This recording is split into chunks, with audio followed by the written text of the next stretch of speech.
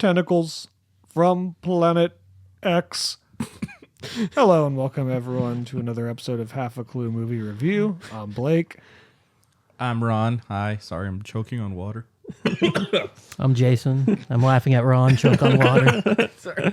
And I'm Miles. I was like my face turning purple as I was trying not to It's literally like right as we start. Yeah. Sorry. Moving on. No, I'm just kidding. Yeah. This is normally where I'd ask someone why they chose this movie, but a dice actually decided our fate for us today. Let's get him on. It's our Halloween episode. Oh yeah, it's our Halloween episode. Ooh, Miles is so excited that we're done with horror. For Yeah. Jason time will being. add sound effects, screaming, No, I'm not doing that. ghost sounds. Martin Brisby over here has got to put the legwork in. But yes, so Mr. Dice, why did you choose this movie? That's a good answer. Yeah. That's good. Hey, let him fucking speak. You know, I'm he's sorry. just a little bit. He's a little bit mic shy. It's okay. It's okay. So why did you choose this movie? Fantastic. Thank you so Wow. much, Ron. You're the history nerd. How about you tell us all about the facts of the movie? All right, let's do some history. Oh, did I say we're talking about The Mist? I don't even think I properly you introduced didn't it. even mention what we were talking This Halloween, we're talking about one of my favorite horror movies of all time. So I was very grateful that the dice landed where it did. We're talking about The Motherfucking Mist. Thank the gods. Thank the gods. So, let's dive into some history. 1986, on the set of Nightmare on Elm Street 3, a young writer was contemplating a story he could write to be his first directorial debut. A fan of Stephen King, and after having already adapted some of his short stories into short films in his youth, he was weighing the pros and cons between The Shawshank Redemption and The Mist. Frank Darabont ultimately settled on Shawshank as a safer choice, but he would return to The Mist almost 20 years later. Which is pretty wild. I feel like they're completely different movies that you could go. It's like the exact two sides of like Stephen King, you know? It's like, and he went with Shawshank, which funny enough was not a commercial success. That movie actually tanked pretty hard, and it like I think the cable TV is what gave it its prestige it has today. That's like one of those movies that's like it's always on. It's always on. Yeah. No And, matter like, what time of the day it is. I think it also just got tons of accolades too, and I think it ended up winning Best Picture and the lead actor, I can't remember his name, but he won like Tim Robbins. Tim Robbins, yeah, he got. That movie sucks. It's just No, it doesn't. suck. Oh, Brooks is here. Okay. I will Wah. say- I'm just kidding. It's a great movie. I do want to kind of just mention, I think it's a good thing that he waited 20 years to come back to this. Oh, yeah. Because like the technology had evolved to a good point. Like this would have been a campy, weird movie, I think, if he had done it back then. It would have been very fun to see. It I would have think- been cool to see practical effects in this. Yeah, That's the there. movie's only flaw. Well, there are actually a decent amount of practical effects, but they are used sparingly because going into the next part, a throwback to the classic creature features of the 50s and 60s, The Mist was shot with a shoestring budget of $18 million after being slashed from $40 million after Darabont refused to change the now iconic ending.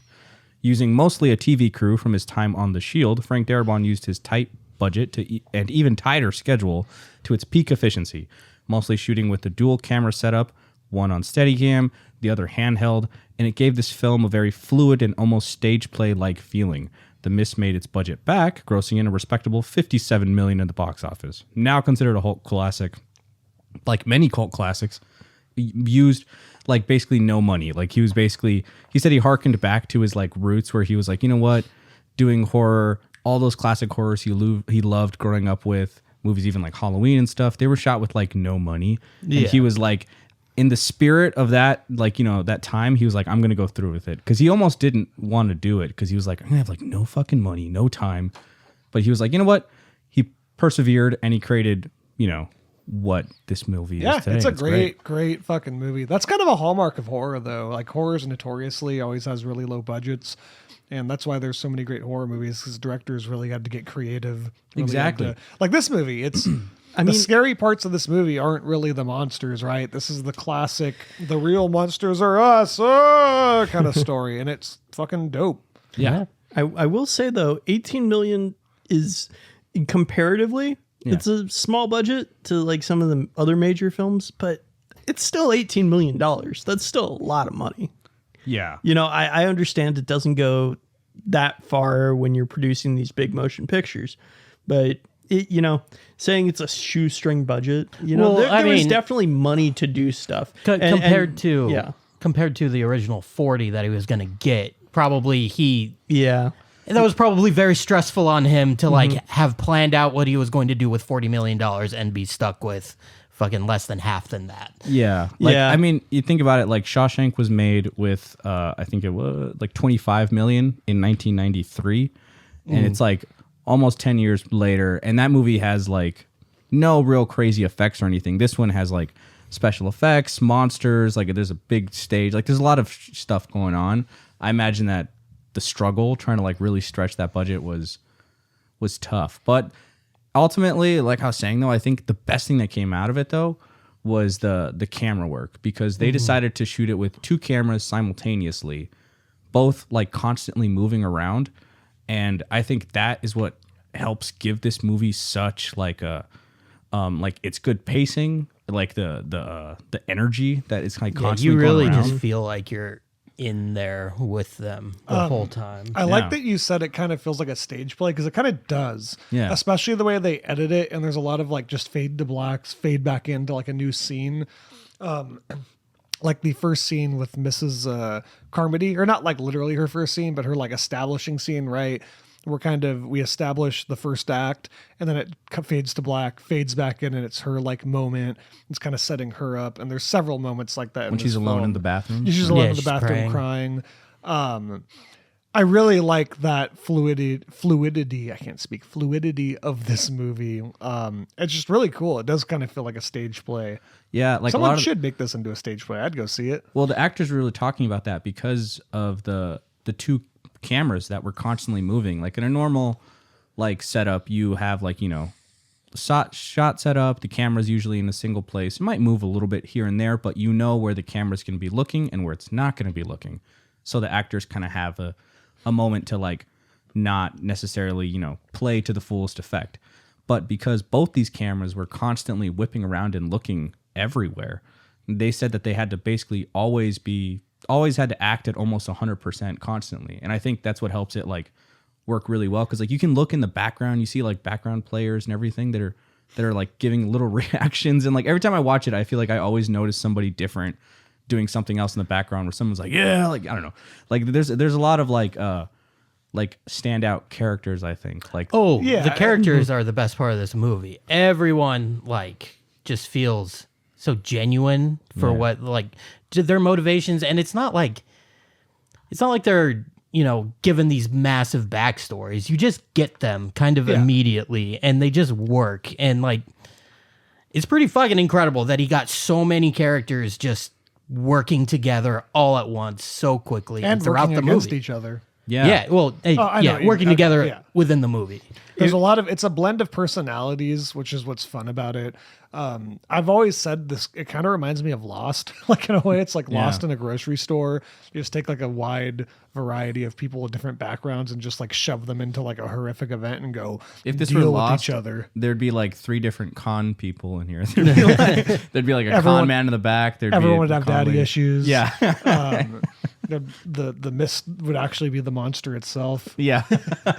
We have to move the store. I don't know. There were a couple guys in it that were kind of like a little bit like more like biker gangsters, I guess you could say. Yeah. Like the one guy, and then the guy who had the shotgun in his truck, and then, you know, even the damn mill blew up. I told you. You know, like the biker guy has that great line.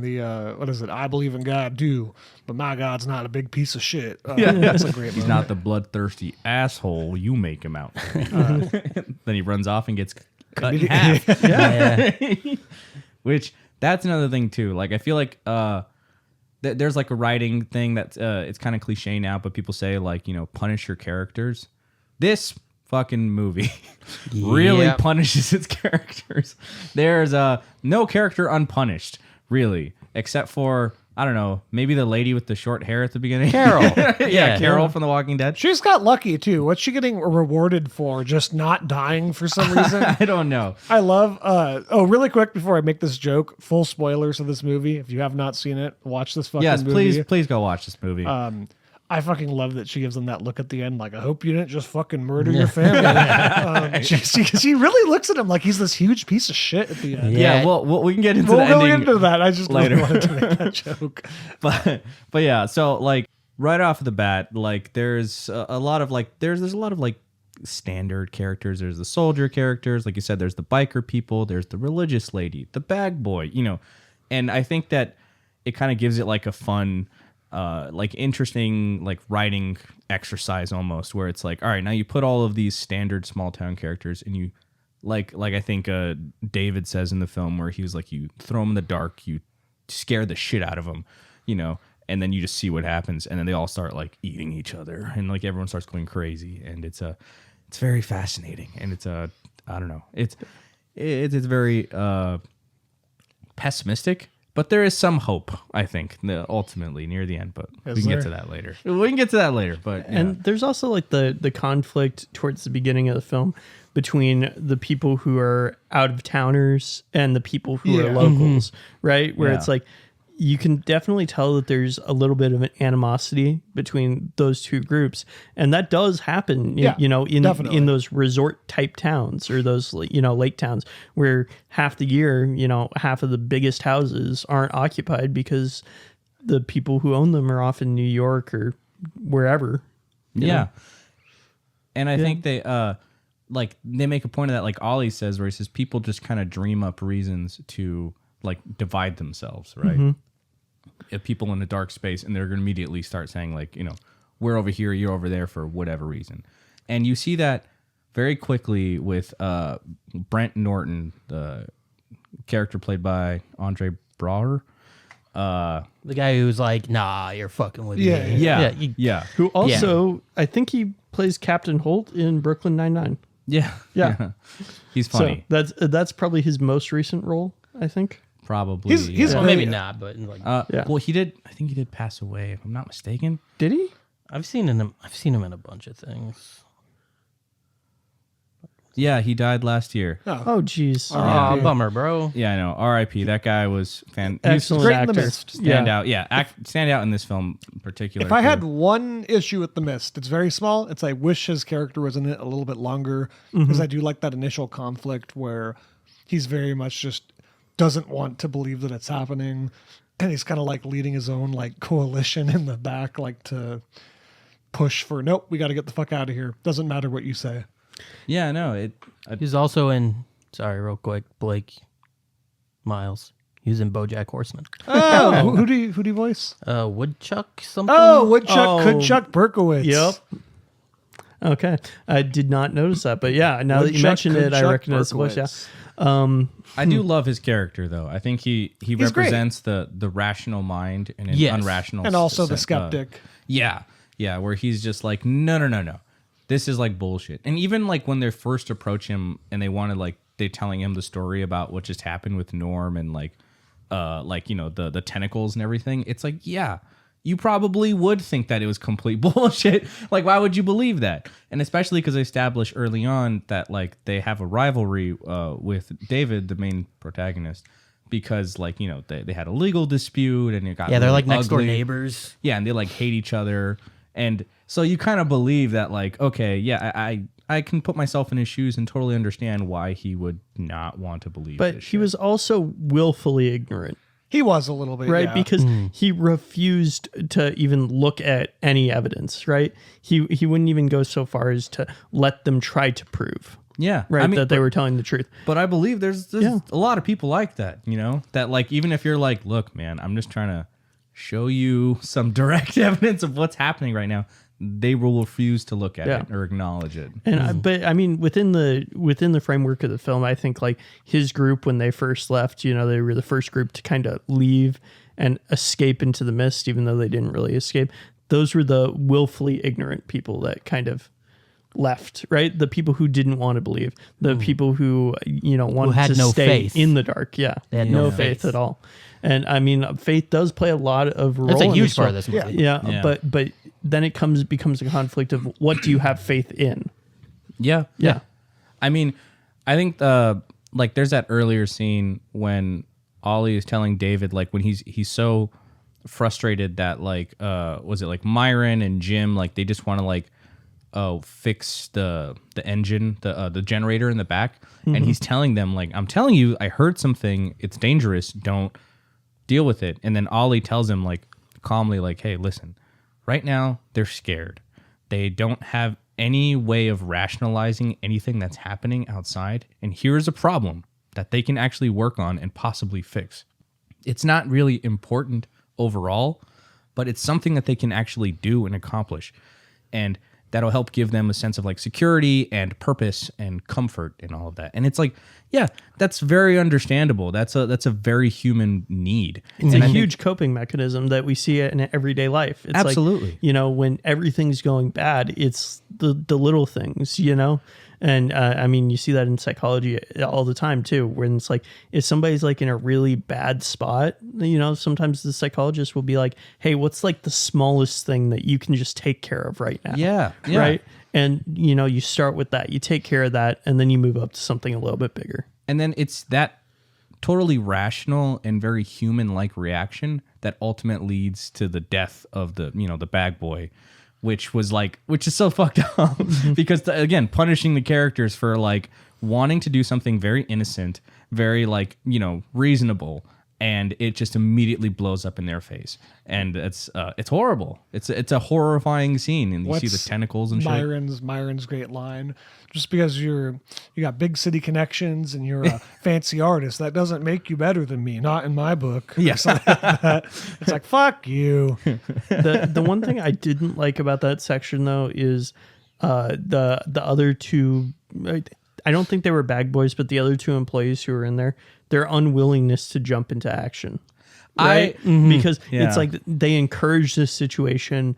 Well, And they did fucking nothing. yeah, and then when the situation went bad, they just stood there. Well, the guys who were against it the whole time were taking action. Yeah. Yeah. I mean, but even that's a very human reaction, right? Like there's a lot of people in like high stress, like shocking Just freeze. situations who, they freeze and you don't know what to do. And that's why they say like there's the fight or flight response, and there's also the freeze up and I don't know what the fuck to do response. Yeah, right? because immediately after, Myron literally says, like, how was I supposed to know that was going to happen? Yeah, because it's like, what are you supposed to do really when you just think like, I'm just gonna go outside, and then you see giant tentacles that are ripping apart this like kid right in front of you, and it's like it's just his mind kind of breaks, and that's a thing that they incorporate later, I think, once they when they get to the pharmacy scene, and that same character when he finally does break and he fully I guess starts following Mrs. Carmody and stuff. Yeah, it's a very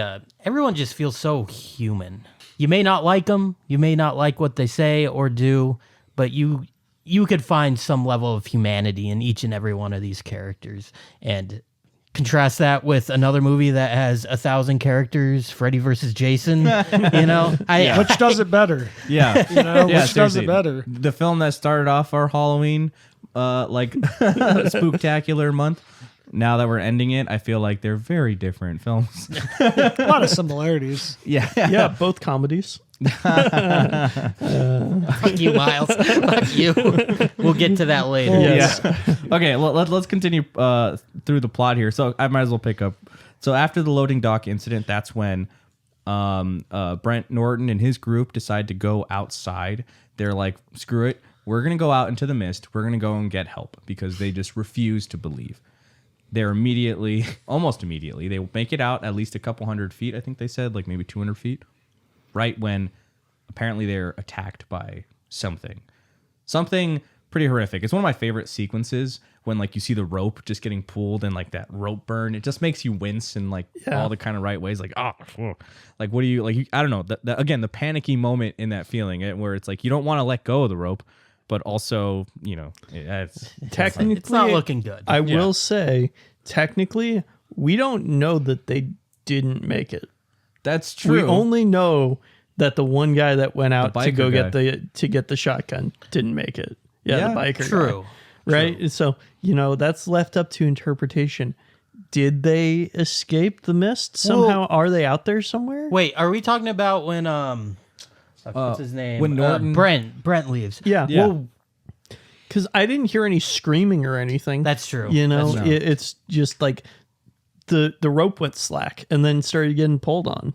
Yeah. It was, It's funny thing, in the book, the mist is noted for like, I guess it has like a certain smell to it. I forget what they describe it as, but also it's really good at like dulling sound. So once it's like completely engulfed the grocery store, they don't like hear anything, and it's what makes it like extra eerie. And then that's part of it. It's like this void like feeling. You can't see anything and you can't hear anything, so it's very creepy. But later in the film, when they go actually into the mist, you kind of hear stuff more, and maybe that was like them slowly hinting. We can talk about the ending later. Yeah. But yeah, we see Brent's group. Maybe they made it, maybe not. But at least the biker guy definitely didn't make it. Maybe his top half made it. We don't know. Yeah. But his bottom half didn't. He's on the truck at the end with Carol.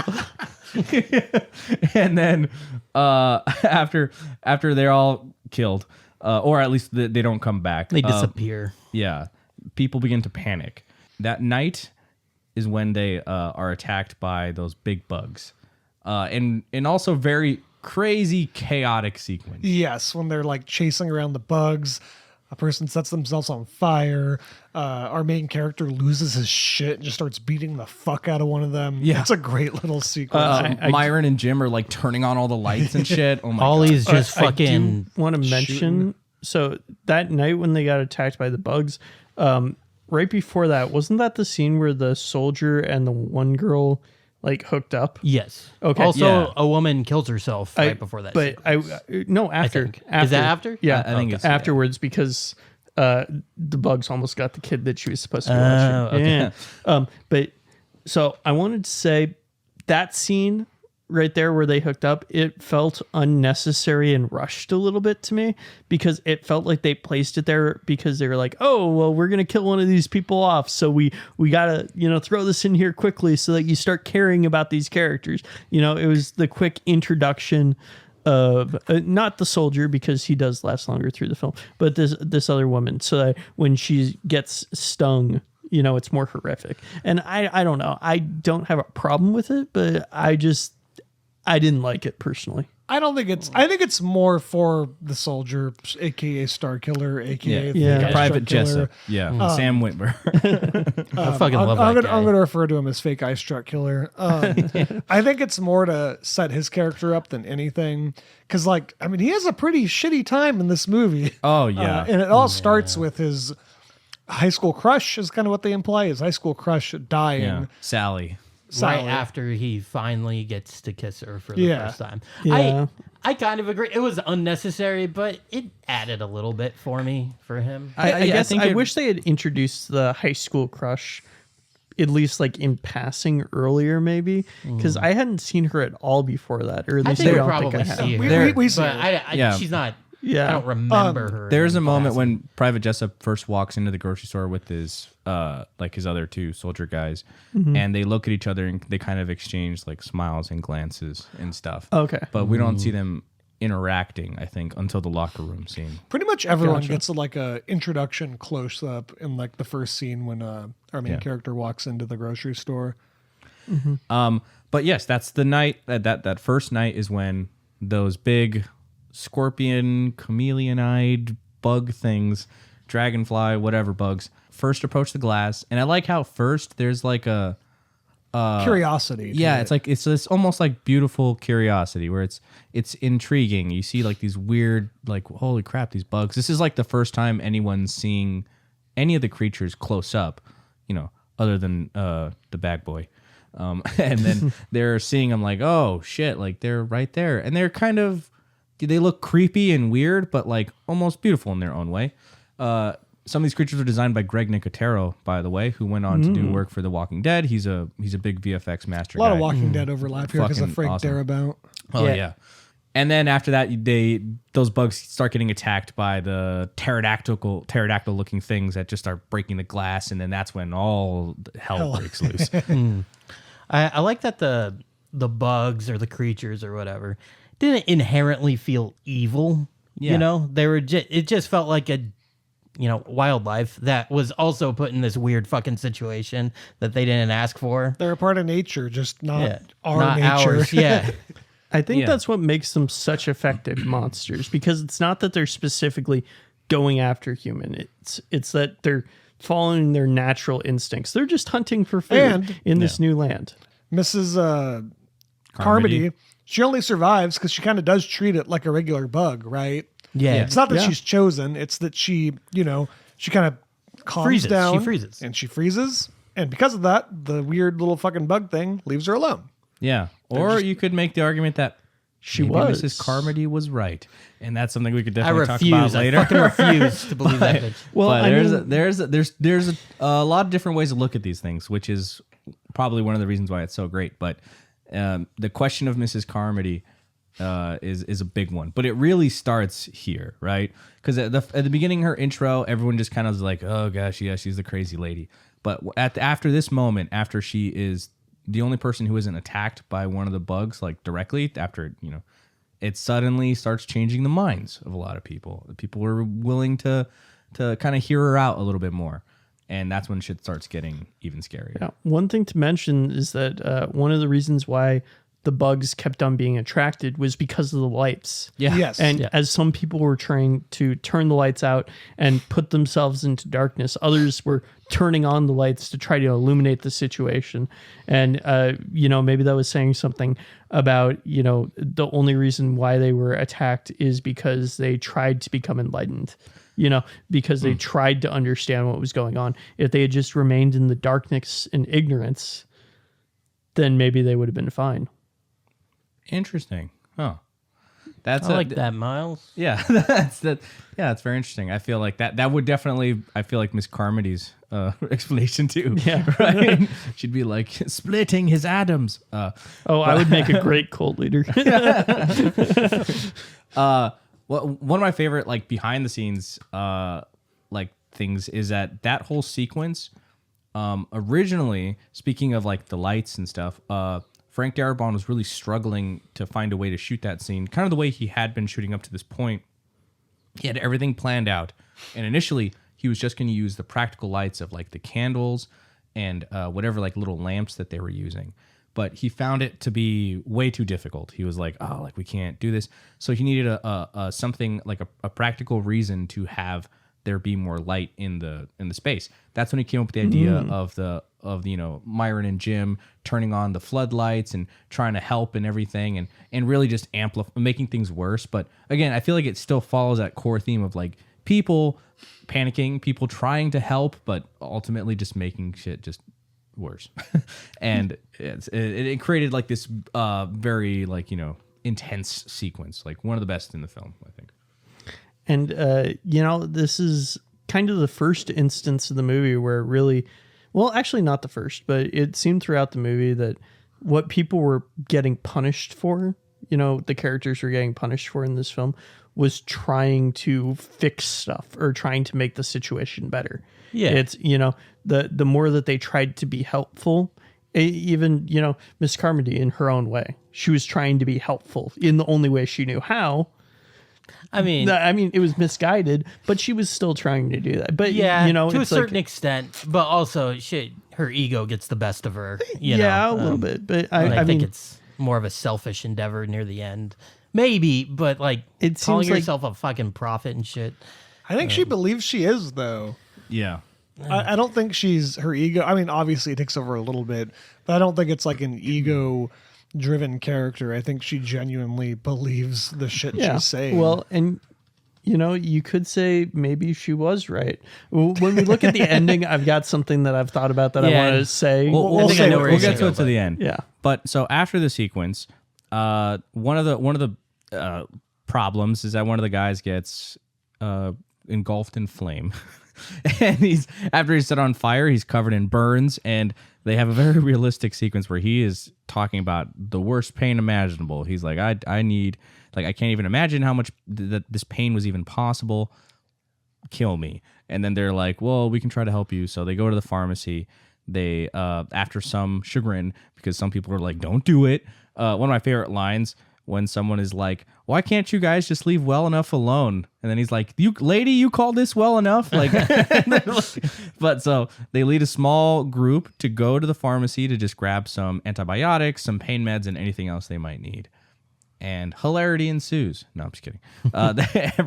They first go into the King's Pharmacy. Subtle wink. Hey. Oh my God. And then everything seems weird, but not necessarily terrible. They're getting the supplies that they need.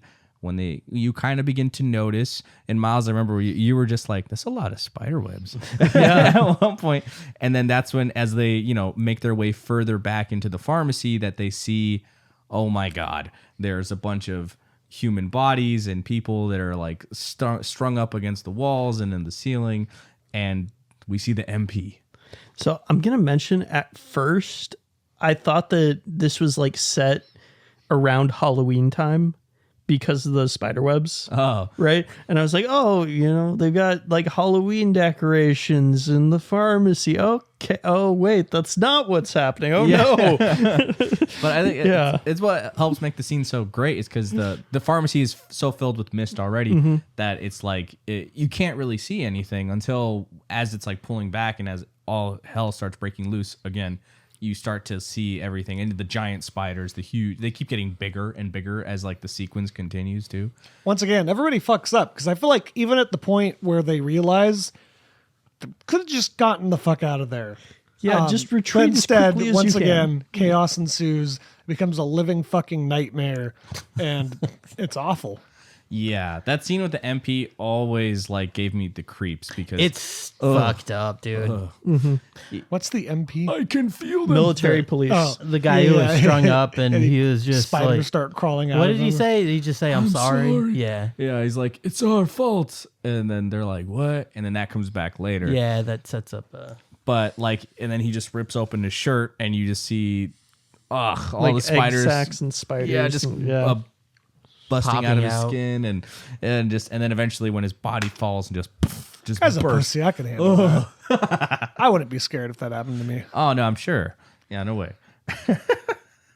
After that, we go back to the grocery store, where I think it's Jim is the character who his mind just like breaks. He just like goes full, just commits himself to Mrs. Carmody to make sure that like he just becomes a big worshiper of her. I think is a way to rationalize or try to get some kind of comfort out of this, because clearly everything else he's trying to do is just breaking his brain. And that's when we find out Private Jessup's buddies, his two other military guys, hung themselves after they do a little, the main group does a little investigating, and they figure out that the military fucked up. This was a big, they hint about it earlier in the film, that there's this thing called the Arrowhead Project going on up in the mountains, that they've been experimenting, apparently trying to create a window into another dimension, and they accidentally tore a hole in space, and now this other dimension came pouring into ours, leading to all of the horrors that we've experienced up to this point. Stranger Things. and Yeah, basically. and poor Private Jessup. yeah. Lesson What a kids. bad day. What a Yeah. bad day for him. Yeah. Yeah. But this is a lesson, kids. Don't go messing with the fabric of reality. I don't think anybody listening has the access to be messing with the fabric of reality. I would hope not, but just in case, Yeah, if you do, you know who you are. Yeah. And we're watching. Yeah. And so are they from the other Better. side. Be better. But so then Miss Carmody is then basically sacrifices Private Jessup to the monsters. But there's one moment though that in that sequence that I like, that as she's basically like, it's their fault, and like really just putting the blame on this poor kid, and he's getting just thrown around and beat up and everything. Get stabbed. And then the butcher just like sticks a knife into him, and you can actually see a bit of shock I think, on Carmody's face. Yes, where she's not ready for that yet. Yeah. And then she is. But there is a moment. Yeah, she hasn't gone full-fledged genocidal maniac yet. Yeah, but that sequence is probably my favorite sequence in the movie, because I think it encapsulates the whole theme of everything that's going on. It's a scene that still makes my heart pound and my stomach just sink. Like that feeling of powerlessness and like losing control in a situation. I mean, and they're just kind of shooting back and forth. You're seeing like the reactions from everybody. It's like, that's how you shoot a mob scene, you know, like just an overwhelming force of people that are just coming down on this one person. It's terrifying. And it's like, and what can you do? And I like that they show David like trying to fight like his way to like stop it, and they're holding him back, and he's also getting punched and shit. Like they're like, it's your like one person can do nothing against like a group of people. It's terrifying. And it's also very good for that point in the movie because it shows clearly where the lines have been drawn and just how zealous her congregation, as they call it, has become. And it's just showing that shit has gotten out of hand. Like there is no more harmony. I guess there might be on the side of Mrs. Carmody, but like shit has just fallen apart. Like everyone's lost their fucking minds, but can you really blame them? I mean, shit got crazy. What would you do? Mm-hmm.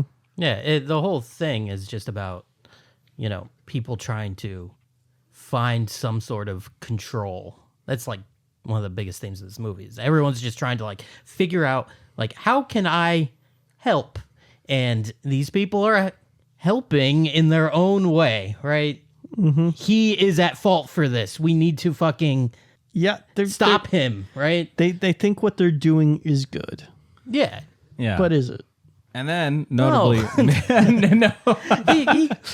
it is not. Like, he even said he like ships off in like 2 weeks. Like there's no way he's a part of that fucking Arrowhead project. And He's also, literally just there. Yeah. I think another important thing about it is, you know, it shows their willingness to turn on one of their own. You know, he makes it very clear he's a local. Like, he's like, part I grew of this up community. around it. Like most of you know me. This is people turning on their friends. Yeah, on well, their, as you said, the lines had been drawn earlier in the movie. Yeah.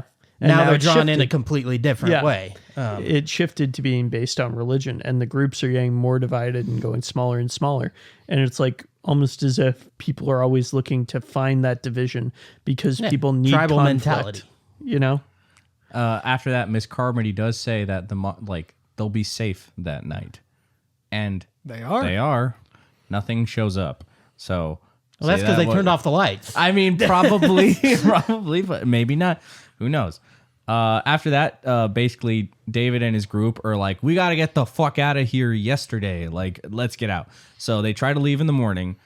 When the big confrontation with Miss Carmody happens, where she's like, "Oh, you guys are trying to sneak out of here," and then she straight up is like, "Now all for human sacrifice." She just says they want the boy and the whore, the girl, the other lady, the one who slapped her, Missed mommy. Yeah, the Miss Mommy. I'll just say, man, really quick, David just goes like, "Okay, post-apocalyptic. You're my kid's like mom now." Yeah. Yeah, it's very weird.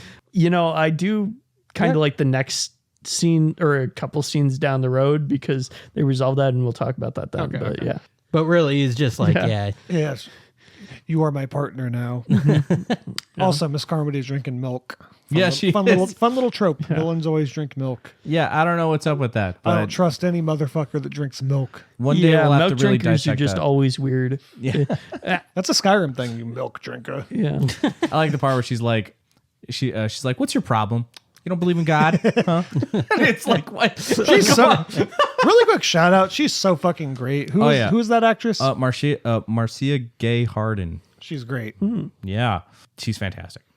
Sorry, Marcia Gay Harding. Marcia. Marcia. It's the Mexican non-union counterpart. No, she's fantastic. Yeah, she kills it in this. I think the only thing other than Literally. this that I had seen her in that like stands out in my mind, which probably isn't fair, but it's Flubber. Oh, she was in Flubber? She's in Flubber. She's Robert. Robin Williams? Robin Williams is like ex-wife or his love interest or whatever. Interesting. In that movie. But yeah, I always think of her in those two roles, which are Flubber very in the Mist. different. Very, very, you'd put those together on a movie night, right? Yeah. But she's fantastic in this. And this is her final performance after she's confronting them, and then like David, he does like, try it, just fucking try it. And then like they're like clearly all about to rip each other apart, and then Ollie Just shoots her fucking. My motherfucking man. I love Ollie. bam, just straight through the milk and through her gut, and then one straight to the head. Bam, boom, she's gone, dead. Warranted. Yep. First good use of bullets in that entire movie. Oh He kills fucking- several of the monsters. Yeah. He gets them. He kills like one of the bugs, one of the pterodactyls, One of the spiders. yeah, like at least two of the spiders. Like, I like he's- how earlier in the film he's just like, yeah, I used to shoot 2-time state champion. Like, Ollie MVP, man. Honestly, so in that first night sequence, I didn't mention this. I really, really thought that he was going to shoot David's kid. Like by accident. Well, that's like something they set up, right? I was like, oh my God, are they actually It going to looks do like this? that. He The would way save them all some trouble later, you know. Yeah. But Oh, yeah, God. apparently it had a happy ending. Yeah. So after they shoot her, they all decide to flee the grocery store. On their way out, they are rudely interrupted by the monster from Monsters Inc. that like just crawls over and just picks up Ollie. Poor Ollie, dude. He deserved so much better. Yeah. Deserved to be executed. Two more scenes later. And then the rest of them either get killed or just run back to the store after they drive off into the mist. I think only 3 of them got killed.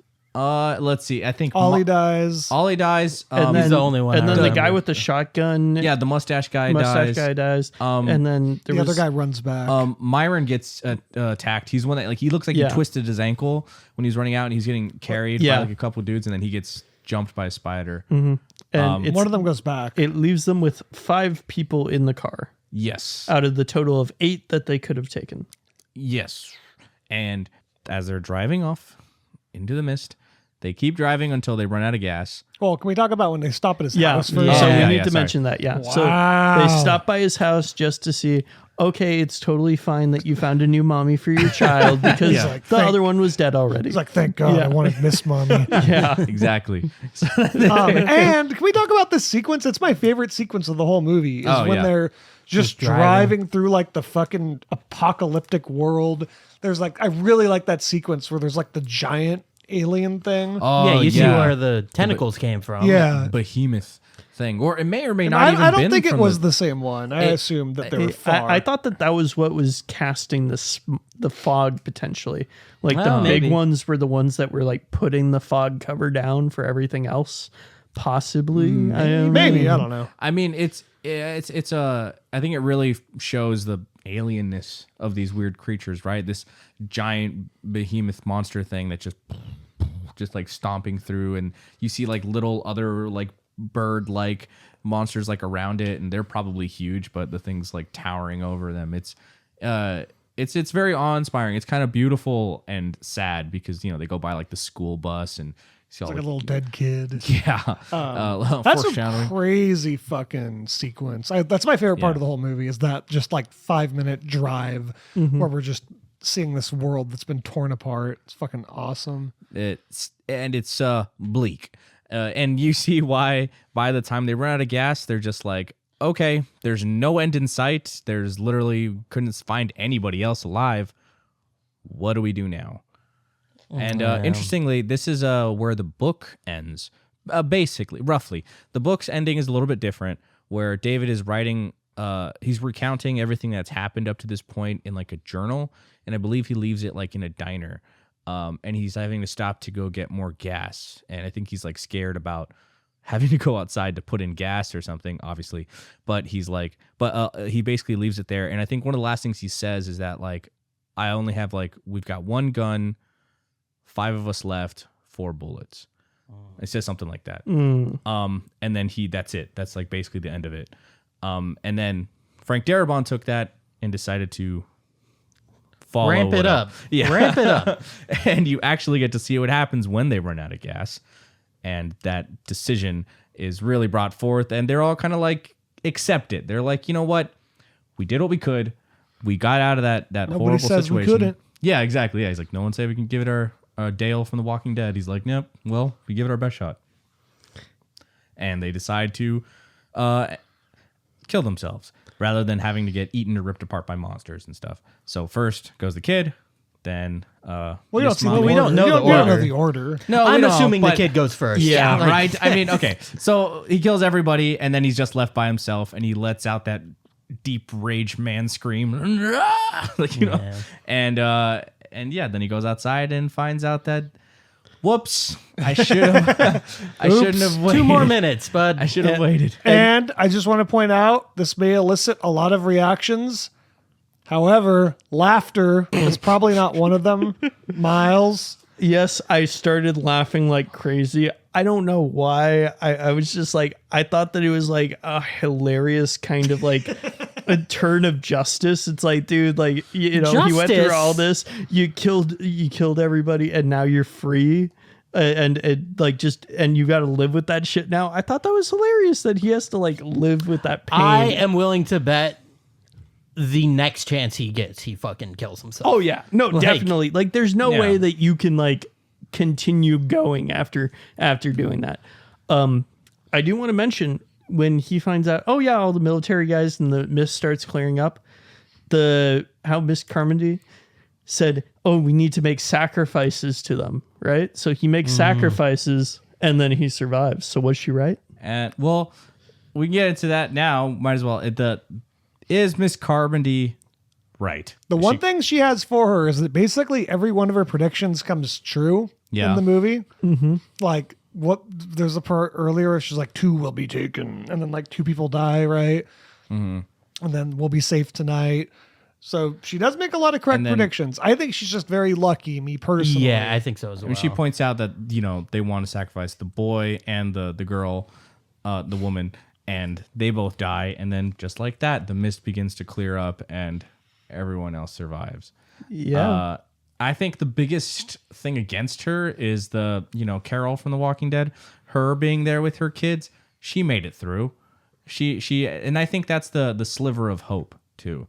There's a little bit of hope there that, like, look, she made it out. She made it to her kids. They managed to survive. However, she did, but she did.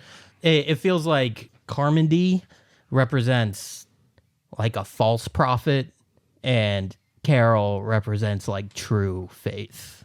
you Yeah. know? Yeah, I could see that. And I mean, she's really there, like, she's going in there with the best intentions, I guess, possible. She's just there. She's going to go save her kids. She's not even thinking about herself in that moment. She's just like, I just have to go save my kid. That's it. Or kids. And she walks out. She finds them. she And really she looks survives. at David like he's a huge piece of shit. I know. That does suck. She does I kinda give him a like- Oh, you I lot. killed like your that. kid? Well, here's mine. She really is like mad dogging him at the end, just like, fuck you. I told you. Yeah. She does look upset by it. I guess just to see him again, just being like, "Oh, you survived." Well, Miles thought we were watching a comedy. I know. I've never heard anybody laughing at the ending. I've heard people being like, "I was devastated. I was crying." I've never heard anyone straight up cackling at the ending. That I'm was sorry. strange. They're characters in a horror movie. I can't like care about characters in a horror movie. It's a It's like great they're all movie. destined to die. Okay, We were that's just like part talking about how it. great all of the characters are in this movie. Yeah, but I mean, literally, they're just all dying left and right. And honestly, I just thought that it was such a great turn. I was laughing because it was like the perfect subversion to happen in that moment where it's like, okay, you know, you've just sacrificed everything, and then bam, instantly you get hit with this where it's like, oh well, guess what? You didn't need to do that. Haha, joke's on you. Yeah, Right? It is a best- funny joke. The best part about Hilarious. this all was that we watched this with like, you know, Like 10 people, and like 10 everybody's people, like and looking at me. everybody was like uncomfortable. Like, what the fuck? I didn't realize it till the end, and I was like, "Oh wait, nobody else is laughing." Yeah, no. Yeah, because it's not funny. I don't know why I thought it was funny. I'm gonna say it was maybe there's that like, the laugh so you don't cry. I'm not saying you're gonna cry, but like I don't know. I get it, because like even that like the mob scene when they kill they sacrifice the guy to the monsters and everything. It gets my stomach going, and you kind of do want to like have like, I don't know, externalize it, I guess, and sometimes that can take the form of laughter. Yeah. I mean, some people do laugh during tragic moments, but Yeah. Maybe this was just like my inner nihilism coming out. yeah. Yeah. Or you just couldn't cope with how good this horror movie was, Miles. Maybe. It was- Who knows? I did enjoy this more than most horror movies. Is it a I horror will say. movie? Yeah, it's a horror Oh movie. my Why not? god. Wow. It's, You it's at the admit it? very What would- least a monster movie. What are monster movies, Miles? Well, monster movies tend to fall in the genre of either horror or comedy, so it's one of those two. Okay. All right. Well, you hit on both, so. I don't know. Is there anything else about this movie? Oh, I wanted to. The weird aside, but the store they were in was called a Food House, and it had the same type of lettering that Waffle House had. I wanted to. We have mention- a beverage house. Oh, there's a beverage house. Isn't that what it's called? Down the street, yeah. Yeah. Yeah, Beverage house. but I it will doesn't say- have like the same like You're squares doxing us. around each letter that Waffle House does. I was like, is this like a subsidiary of Waffle House? Is that what's going on? I mean, I don't love know. the set. Yeah. I do. It's a good set. The glass windows is just fucking perfect. Oh, Yeah, the movie it's- wouldn't fucking work if it didn't have glass windows. Hey, it would work, 100%. but I think not as well. one of the reasons why this movie is just like stuck with me and just burned in my brain is anytime I go to a grocery store, almost every single time I'll go, I can't help but just like look around and just think to myself like, okay, These are the people you're going to be stuck with. if I had to be stuck with all these people in like a nightmare scenario, how the hell would that go? Or just even look, be like, if we had to fortify that wall, or like, okay, let's see, are there big plate windows? Because it like it depends on where. Like around here, there's a lot of Stater Brothers and like Vons and shit. Stater Brothers, they tend to have those big, like very old fashioned glass, like plate glass windows. So it's very relatable. Yeah. It's like, I don't know. The Stater interesting. Brothers down the street from here only has the Pointing in the doors. wrong direction. No, the Stater Brothers is right there. It doesn't matter. What's going on? What? Okay, whatever. But no, the Stater Brothers that's down the street just has like the glass sliding doors, and then the rest is like brick. But yeah, That could be true. Yeah. If you go into a supermarket that has glass windows, like Yeah. zombie apocalypse or any other type of thing, it's like, dude, like not a good place to fortify. No, my I mean, always to be fair, the characters in this did not have the choice. Well, yeah. I mean, the one I'm always like more comfortable with, I'm like, if we had to go to a Costco, it's that dual sword thing where it's like, all right, on one side, you'll have so many supplies and being able to like, Costco's are pretty like fortifiable, I think. They usually have like big, heavy walls and like big doors and everything. But also there's just way more people too. Yeah. If you go there on a Sunday afternoon and Oh this my happens, God. Jesus Christ, it's a bloodbath. Yeah, that Also- would be terrifying. There's just a lot more space to cover, right? Yeah. You kind of want something big, but something you can kind of like see all of, right? Yeah. If a Costco, who the fuck knows? One of those little bugs gets in, you're fucked. Yeah, who knows where it's going. You're just going to be in the middle of the night being like, you're hearing buzzing. It's terrifying. But yeah, that's, yeah. So here we are. The Mist. The Mist. Mm-hmm. It's a great movie. Very good. Fucking Very love good. that movie. And I want to say, I think a lot of people get really hung up on the ending. Yeah. And while it is great, it's a great fucking movie with or without that. Yeah, ending. I was going to bring that up because I'd never seen this movie before, because when it came out, someone told me the fucking ending. And I was like, wow, that sounds horrific. I kind of want to watch it. And I forget who I was talking to. I don't know. But they said, the rest of the movie wasn't that good. It was just the ending that was cool. And so I wasn't really that excited to watch it. I don't know why I kept that in my head and believed this person from like more than a decade ago. But very happy I watched it. I really enjoyed it all the way through. People just get kind of hung up on it, and I think it's not the only thing this movie has to offer. No, It's a there's so much great, more to it. Great movie. Yeah. One of my favorite horror movies ever made, probably. Yeah. And it's hilarious. It was all right. Yeah, you watch it. And the ending's just such a funny time. Just you know? a Yeah. big old zinger at the Ah, end. old he had bag to of laughs. sacrifice his family. Ha ha. To be fair, only one of them was like his family. The rest Hey, were like, Mist Mommy was gonna be his family. Okay. okay. If she had survived, Yeah. he should have just left her alive. He could have just had another kid. Oh, God. No.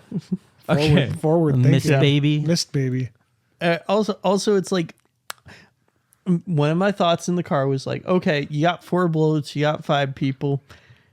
The kid's kind of small. You could probably like line him up with like somebody behind him. Okay. All right. Okay. Yeah, because that's what Hey, you Billy, really move want. a little, move an inch to the right. Yeah. Because that's what you really want is like, you know, I can't accidentally get your not- temple from that angle, Billy. Yeah. Is like lining up your son for to properly kill him amongst one of your other friends. There's one thing though that you did mention that I remember as we watched it, we were like, I think you, or I don't remember who it was that said that like you would think in that final moment that they would want to have a conversation or just kind of like shoot the shit a bit. Mm-hmm. But it's also like a stark reminder that they're all pretty much strangers still at that point. Like even if they kind of did know each other in passing, it's like you can't really reflect on too many of the good times. There with, were like- no good times. Yeah. It's like, oh man, you remember yesterday when they killed that guy? Like that was fucked up, wasn't it? Like I don't know. It's like it just makes it that much more tragic. Where it's like they just accept it and they're like, okay, yeah. They had we'll nothing to say. They had nothing to talk about. They were They were all on the ready. same page. So they just fucking did it. Yeah. They were ready. Okay. Well, do you want to go into final thoughts real quick and what we watched this week, or do we want to do that? We don't have to. We watched Waxworks. We did watch a lot of movies. This Yeah, week. we watched did. a lot of movies. That's why I wanted to mention just a few of the standouts. Let's just mention Waxwork and Yeah. then Okay. call it a day. Yeah, so we watched Waxwork. My God, that's actually a pretty funny like comedy. It's That's a like fantastic yeah, it's a movie. horror comedy. I need my caffeine. Dude. And guess what? It's a so monster wacky. movie. It's a monster movie. That's a comedy. Like I said, they can be comedies. Yes, Yes, they they can can, be. yes. They can be Nobody's comedies. fucking saying that horror can't be comedy. Okay, we're That saying was- this movie was is so not a far horror. The Mist is not a comedy, Miles. not in the slightest bit. It's like saying that like, you know, they crack a joke once every 45 minutes. That doesn't mean it's a comedy. Hey, you The know ultimate what joke Shakespeare standard. said? Comedy equals tragedy plus time. And That's this not was what a he's talking long about. movie. No time. And You this gave was it a 0 long time. movie. You gave it No, there was the- a lot of time because it was a long movie. It's not that long of a movie. It's like 2 hours and 10 minutes. That's kind of long. You were complaining about the length of Rosemary's Baby, which is like 4 minutes longer than this. Those 4 minutes really add up. I'll have you know. And I wasn't complaining about really quick. That puts me in a bad light. I was not complaining about the length. I was complaining about the length. You absolutely No, were. no. I was complaining about the length before going into it. Once I was watching it, it was fine. It flows very well. But I was like, oh. Okay, well, a movie that's only an hour and 35 minutes is Waxwork that came out in 1988, and it's fucking funny. Is it funnier than The Mist, Miles? Yes, it is. I thought it was hilarious. And It's- actually, I want to mention we watched that specifically because it was not as long as The Mist because Yeah. we had just watched The Mist and we were like, we can't do another 2-hour movie. Proving that The Mist is a long movie. Yes, it was like, all right, let's watch something, after The Mist, which is the most not comedy horror film ever. Let's watch something else that is According actually to you. lighthearted and funny that we can enjoy like as a group and not have to like, feel weird about it. So we put on Waxwork, and Waxwork is great. I don't even want to like describe it too much. I just want like just go look it up. I think just watch it. It's on like It's worth Amazon. watching. It's just so wacky and goofy and fun. It's a good time, especially if you're with a bunch of friends. Yeah, definitely. If you're trying to think of what to watch on Halloween and you want like a good group watch, don't put on like Suspiria.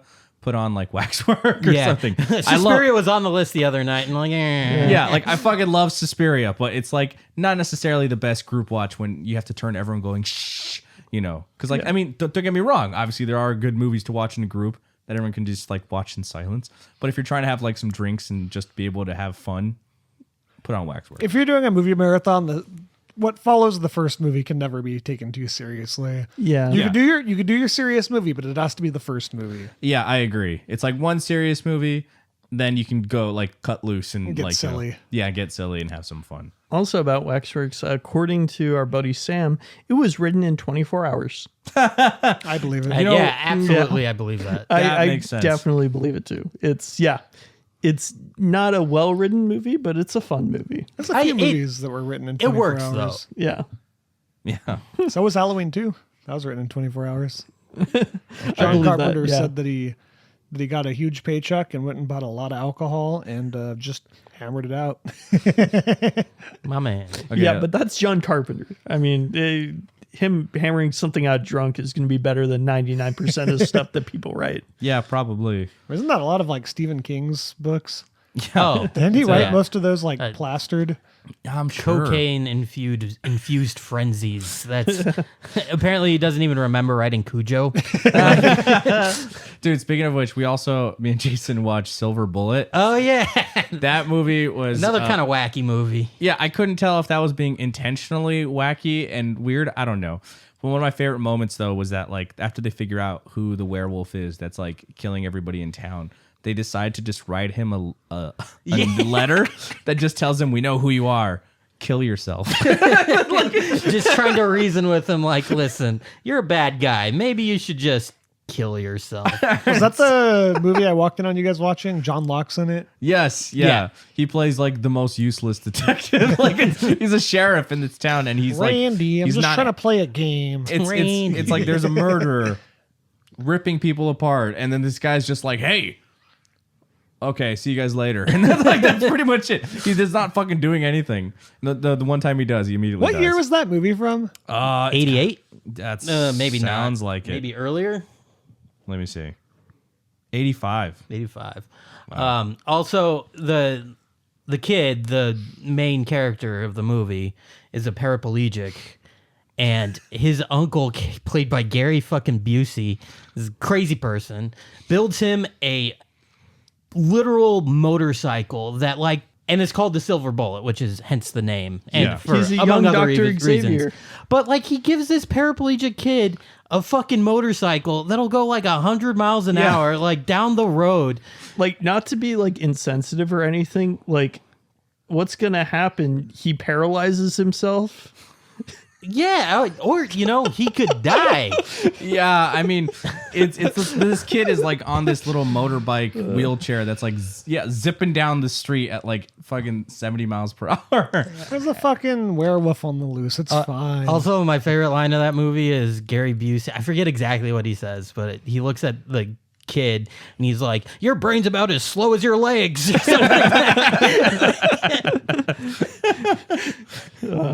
Okay, all right, Fun so, movie, I recommend. Yeah, it's a good one too. So Miles, Wait. what? We should announce what we're doing for November. Oh, So something I invented last year. So if anybody else does this, they owe me money. Kino-vember, meaning Kino November. Pretentious film snobs, myself included, online like to use the word Kino, meaning the cream of the crop. So for the next 4 weeks, we're going to be participating in Kino-vember. Miles, what is your Kino pick? We are going to go with Vin Diesel's The Pacifier. Really? Dude. No, I'm Based. fucking with you. well, do we explain exactly what Kino is? Right, we're trying to say the best of the best here. Cream right? of the crop? Yeah. The cream of the crop, the top shelf And- selection. and- Doesn't it just translate to film or cinema? Yeah. I don't know why people online use that, but I've been saying that for years now because people on the internet say it, and I think it's funny. Yeah. It used to piss you off, So Jason. It started Yeah, off I still- ironic. Now it's one of those things that started ironic, and now it's become a thing. So no matter how good Vin Diesel's The Pacifier is, that's not the one I'm choosing. It's not good, by the way. But Pan's Labyrinth, Guillermo del Toro. And Hell yeah. we're going to be watching it in the original Spanish. I'm excited. Cool. I'm Yeah, excited. you don't I watch that find movie it. dubbed. Some people do. They're Some wrong. people are I'm dumb. excited to watch it. I just find it funny that for a person who hates horror so much, we're doing such a heavily horror-inspired movie. I know. For I your know. pick. It's a I'd love- monster movie. Did you consider it a comedy? She dies too. That seems hilarious at the end, right? Yeah. I don't know the hands guy. Hilarious. It's hilarious. Okay, so yeah, watch Pan's Labyrinth if you haven't. If you haven't, you just spoiled it for them. What do you mean? I don't spoil anything.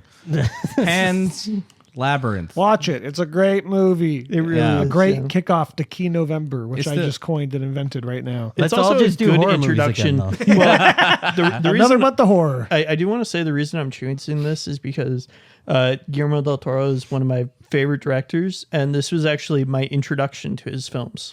Nice. Yeah, I saw this on a bootleg DVD. Yeah, Cool. yeah. Yeah. All right. So, yeah, Kino November. Here we go. I can't wait to watch good Kino. movies. Yeah. Yeah.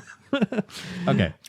All right. Okay. I think that is a wrap. Thank you for listening. It's been a wonderful October. Happy Halloween. but